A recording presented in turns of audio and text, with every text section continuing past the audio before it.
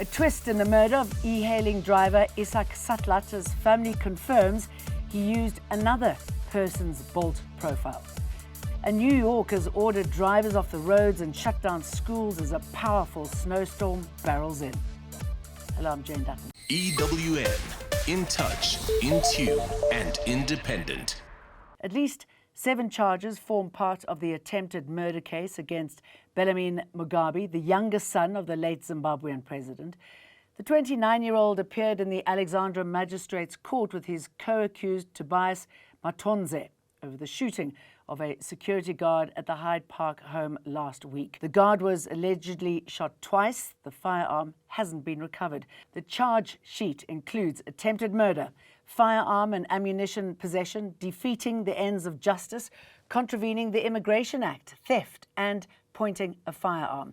Their attorney, Sinin Nguni, says it's too early to respond. It was a very brief appearance today at the Alexandra Magistrates Court. The son of the late former Zimbabwean President Robert Mugabe appeared briefly in court. Bellarmine Mugabe, together with Tobias Mugabe Montonge, are facing charges of attempted murder, defeating the ends of justice and possession of a firearm. This is despite police not having yet recovered the firearm. Now, this is in relation to, as you would recall, last week, the pair were arrested at the Mugabe's luxury property in Hyde Park in connection with the alleged attempted murder of an employee, a security guard who worked at the premises, who we understand was shot twice in the back.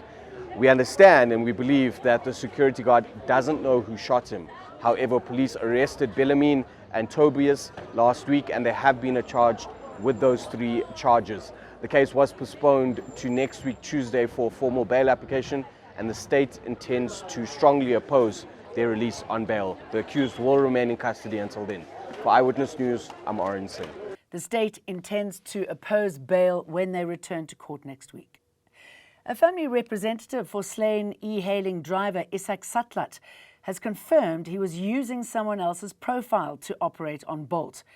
Solomon Ashom says one of Satlat's supervisors, where he worked as a mechanic, owned a vehicle registered on the platform and allowed him to use both the car and the profile.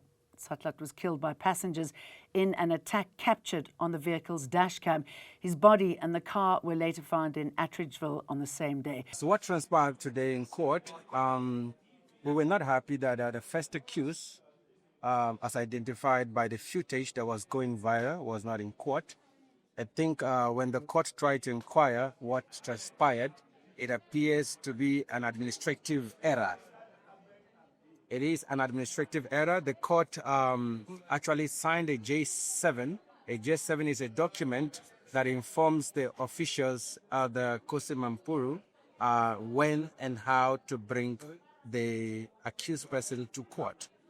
It appears that on the J7, it was incorrectly entered to be March instead of 2nd. And that is the reason preferred by the state why the first accused was not brought to court. The case against the 6 accused has been postponed to March after accused number 1, Dikiledi Mpela, wasn't brought to court from Attridgeville prison. Revolving doors at the MK party as Colleen Makhubele exits Parliament, bringing her brief and turbulent tenure to a close. She joined the party's parliamentary caucus just over a year ago and was appointed chief whip 4 months later, but the role proved short-lived. Makhubele was removed late last year by suspended parliamentary leader John Hlophe, reinstated by party president Jacob Zuma, and then dismissed again. Announcing her resignation, the former Johannesburg council speaker said she believes she can serve the country more effectively in another capacity. Her soon-to-be former party is marching in Johannesburg today at the Nasrec Expo Centre before Gauteng Premier Panyaza Lesufi delivers his 4th State of the Province address there. The address comes as Johannesburg remains in the grip of a major water crisis and after Lesufi faced backlash over remarks about showering at hotels during outages. The areas that remain stubborn and extremely difficult to resolve the water challenges are part of Westdene, Coronationville, Sophia Town, Melville, Emarentia, and some sections of Dorongo. To permanently resolve these issues, a 760 million massive infrastructure investment upgrade is currently underway in the city of Johannesburg over a phased approach. The first phase, it will be the construction of a new ground reservoir and a tower in Brixton, and will go live this Saturday to improve water supply in these areas.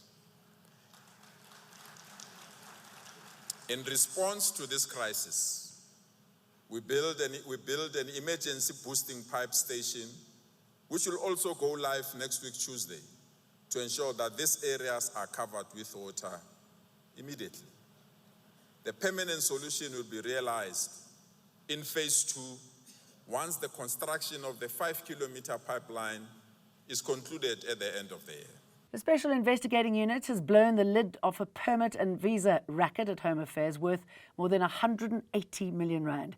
4 officials earning about 25,000 rand a month allegedly pocketed millions from foreign nationals, funneling the money through their spouses to buy property and cars. Acting SIU head Leonard Legeto says the findings show South Africa's borders are not secure and that Home Affairs was effectively turned into a marketplace.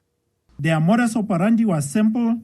Applications were sent via WhatsApp for expedited approval, and once approved, money flowed almost immediately.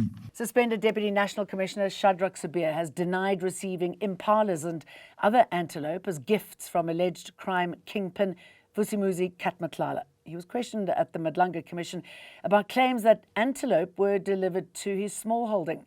Commissioner Sesi Baloyi reminded Sabir of evidence that Matlala had offered to supply Blessbok and that payment appeared to have been made. You now no longer have antelopes. Mr. Matlala offers to get Blessboks for you. I think it's Van der Merwe says they will be delivered. Mr. Matlala says to Mr. Van der Merwe, check your account, which means payment has gone through. They are to be delivered. Sabir rejected the allegation. Coming up, the British Academy Film Awards delivered a clear Oscars signal last night, with one battle after another emerging as the big winner. Tens of millions of Americans from Washington, D.C. to Maine are bracing for as much as 60 centimetres of snow in some areas. Forecasters are warning of blizzard conditions, near whiteout visibility and dangerous winds. Travel is already grinding to a halt. More than 5,000 flights have been cancelled, according to FlightAware, and people are being urged to stay home unless it's an emergency. At least 19 people have died after a bus plunged off a mountain road into a river in Nepal in the early hours of this morning. Police say the bus was travelling from the tourist city of Pokhara to the capital Kathmandu when it fell more than 200 metres into the Trishuli River. There were 44 people on board. And the road to the Oscars runs through London's BAFTAs as one battle after another takes control. Robert Aramayo claimed Best Actor and the Rising Star Award in a rare double win, while Jessie Buckley took Best Actress for Hamnet, cementing her awards season momentum. And congratulations to them. See you again tomorrow. EWN, in touch, in tune, and independent.